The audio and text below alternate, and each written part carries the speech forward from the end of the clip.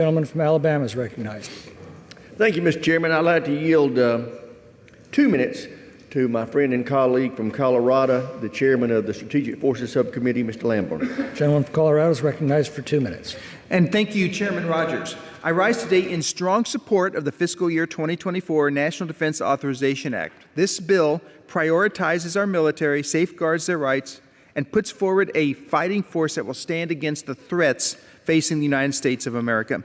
As chairman of the Strategic Forces Subcommittee, I believe this bill continues the tradition of bipartisan work for which our subcommittee has been known. This bill supports the ongoing efforts to modernize America's nuclear deterrent and the laboratory and production infrastructure managed by the Department of Energy's National Nuclear Security Administration.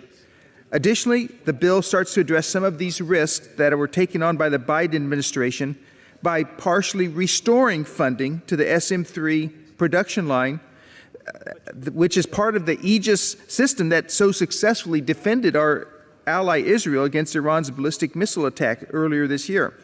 Finally, it requires the Space Force to budget and plan to integrate cutting-edge commercial systems. Mr. Speaker, I'm very proud to support this bill as it directly affects so many thousands of service members and their families that live in the 5th Congressional District of Colorado, which is home to 5 major military installations.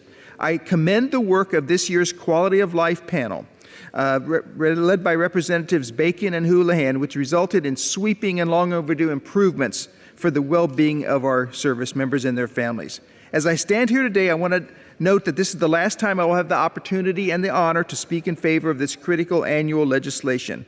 I urge my colleagues to keep a close eye on the horizon, where there are storm clouds gathering, and remembering that passing this bipartisan legislation is part of our constitutional duty to provide for our common defense. To that end, I strongly encourage a yes vote, and I yield back the balance of my time. The gentleman from Alabama reserves. The gentleman from Washington is recognized.